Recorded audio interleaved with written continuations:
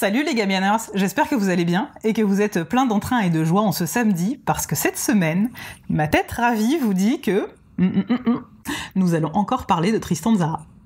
Je dis encore, si vous n'avez pas vu la vidéo de début janvier 2022 consacrée au recueil L'homme approximatif de Tristan Tzara, le lien est en description, vous pouvez la regarder après, il n'y a pas de problème. Rappel des faits historiques. Tristan Tzara, poète français et francophone naturalisé après la Seconde Guerre mondiale, il est né en 1896 à Moinești, en Roumanie. Il immigre tout d'abord en Suisse pendant la Première Guerre mondiale pour poursuivre ses études. En 1915, il fonde le mouvement Dada avec une bande de potes, comme on a tous fait pendant nos études. On a fondé un mouvement artistique qui a bouleversé l'histoire de l'art et l'histoire mondiale. Ouais, probablement. Je sais pas. Moi, je mangeais des gaufres. Et donc, le mouvement Dada est vraiment plus qu'un mouvement artistique. Il compose 7 manifestes, donc Tristan Tzara compose 7 manifestes Dada, pour expliquer à quel point Dada n'est pas qu'un mouvement artistique. Il est un mouvement littéraire, il est un mouvement de pensée, il est un mouvement qui veut réformer, réformer les cœurs, réformer la pensée, réformer les consciences de ses contemporains, et aller à l'encontre de tout un tas de schémas et de carcans qui sont à la fois obsolètes, mortifères, et qui finalement ne laissent plus de place à l'humanité ou à la pensée libre, la pensée critique, etc. Et donc il arrive en France en 1920, comme je le disais, il est naturalisé en 1945, après la Seconde Guerre mondiale, il décède à Paris en 1963, il est enterré au cimetière du Montparnasse. Voilà pour les grandes lignes biographiques. Comme je vous disais, donc il a rédigé 7 manifestes Dada, mais je ne vais pas parler des manifestes Dada dans cette vidéo. Je vais parler de ce qui est publié avec, de nos jours, Lampisterie. Voilà. Donc ce sont un ensemble de textes, enfin Lampisterie est un ensemble de textes, de notes, d'articles, d'interventions orales retranscrites qu'il a pu faire entre 1917 et 1922, où il apporte son propre éclairage sur des œuvres artistiques de son époque, ou qu'on découvre à son époque, puisqu'il y a aussi une partie sur les arts premiers, et il y a aussi une partie où il va faire des explications texte, on va dire, de ces manifestes, et expliquer plus en détail ce qu'il entend par le mouvement Dada, de manière beaucoup plus, on va dire, pragmatique que dans ces manifestes qui sont des œuvres littéraires qu'il faut décoder. Donc on va dire que c'est un petit peu les notices aussi élémentaires de ce qu'il faut comprendre dans les manifestes Dada. C'est notamment le cas de l'extrait que je vais vous lire, qui est à la toute fin de Lampisterie. Voilà, donc vous pouvez le trouver, hein, il est encore édité chez Pauvert, c'est la maison Fayard, je crois, aujourd'hui. Et voilà, donc il est réédité régulièrement. Moi j'ai une impression de 2006, donc voilà, il doit encore en rester, ou ça a été réédité depuis. Prix indicatif 17 € à l'époque, ça a peut-être changé, je sais pas. En tout cas, voilà, vous pouvez le trouver, ce n'est pas que dans les œuvres complètes, comme c'est parfois malheureusement le cas pour Tristan Tzara. Moi, j'ai les œuvres complètes parce que je suis fondue, et que j'ai investi, enfin mes parents à l'époque ont investi, parce que j'ai des parents fantastiques qui m'ont offert l'intégrale. Mais voilà, là en tout cas, vous pouvez le trouver en petit volume, les 7 manifestes Dada et Lampisterie.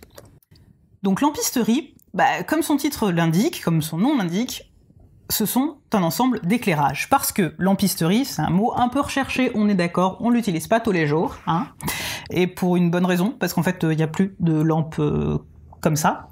Donc, définition. Extrait du Centre national de ressources textuelles et lexicales, que je vous recommande de visiter régulièrement, parce que c'est le meilleur dictionnaire en ligne sur Terre. Et là, c'est l'autrice qui vous parle. Lampisterie, substantif féminin.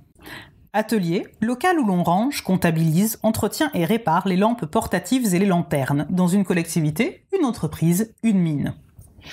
Voilà, donc effectivement, dans un monde où il y avait des lampisteries, parce qu'il y avait encore des mines et des lampes et lanternes portatives de ce genre-là, donc c'est-à-dire des lampes à pétrole, hein, en fait, ou des lampes à bougie, ou à suif, ou des torches, ou je sais pas, enfin ce genre de choses, pas électriques en tout cas. On comprend qu'un recueil de notes et articles qui cherchent à donner un autre éclairage s'appelle Lampisterie, ça paraît assez logique. Je vais vous laisser avec le texte qui, lui aussi, coule à cette source pour expliquer à quel point Dada est un changement d'état d'esprit, un changement de paradigme mental pour tout le monde, enfin cherche à l'être en tout cas, et a véritablement apporté une nouvelle manière de réfléchir à comment être au monde. Parce que Dada, c'est vraiment une philosophie, on va dire une sagesse qui naît d'une révolte, et qui finalement cherche à trouver quelque chose de positif et de lumineux dans cette révolte. De laisser son empreinte dans l'univers, mais aussi, finalement, de retrouver une conscience, une intériorité, une éthique personnelle. Voilà, je vais vous laisser avec le texte, et si vous avez des questions après sur l'explicitation de sa pensée, vous pouvez les laisser en commentaire, je me ferai un plaisir de vous répondre. Et voilà, et à tout à l'heure. Les débuts de Dada n'étaient pas les débuts d'un art, mais d'un dégoût. Dégoût de la magnificence des philosophes qui, depuis 3000 ans, nous ont tout expliqué. À quoi bon? Dégoût de la prétention de ces artistes représentants de Dieu sur terre, dégoût de la passion, de la méchanceté réelle, maladive, appliquée là où cela ne vaut pas la peine. Dégoût d'une nouvelle forme de tyrannie et de restriction, qui ne fait qu'accentuer l'instinct de domination des hommes au lieu de l'apaiser. Dégoût de toutes les catégories cataloguées. Des faux prophètes derrière lesquels il faut chercher des intérêts d'argent, d'orgueil ou de maladie. Dégoût de ces séparateurs entre le bien et le mal, le beau et le laid. Car pourquoi est-ce plus estimable d'être rouge au lieu de vert, à gauche ou à droite, grand ou petit? Dégoût enfin de la dialectique jésuite qui peut tout expliquer et faire passer dans les cerveaux pauvres des idées obliques et obtuses n'ayant pas de racines ni de base, tout cela au moyen d'artifices aveuglants et d'insinuantes promesses de charlatans. Dada, après avoir de nouveau attiré l'attention du monde entier sur la mort, sur sa présence constante parmi nous, marche en détruisant de plus en plus, non en extension, mais en lui-même. De tous ses dégoûts, il ne tire d'ailleurs aucun parti, aucun orgueil et aucun profit. Il ne combat même plus car il sait que cela ne sert à rien, que tout cela n'a pas d'importance. Ce qui intéresse un dadaïste est sa propre façon de vivre. Mais ici, nous abordons les lieux réservés aux grands secrets. Dada est un état d'esprit. C'est pour cela qu'il se transforme suivant les races et les événements. Dada s'applique à tout et pourtant il n'est rien.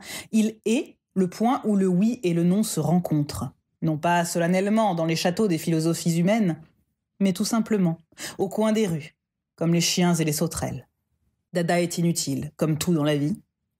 Dada n'a aucune prétention, comme la vie devrait être. Peut-être me comprendrez-vous mieux quand je vous dirai que Dada est un microbe vierge qui s'introduit avec l'insistance de l'air dans tous les espaces que la raison n'a pu combler de mots et de conventions. Merci de m'avoir écouté, j'espère que cette vidéo vous a plu, que vous avez pensé à mettre un pouce vert en l'air, à la partager si il y a d'autres personnes que ça peut intéresser dans votre entourage, à vous abonner aussi, puisque c'est important de s'abonner pour être au courant des prochaines vidéos.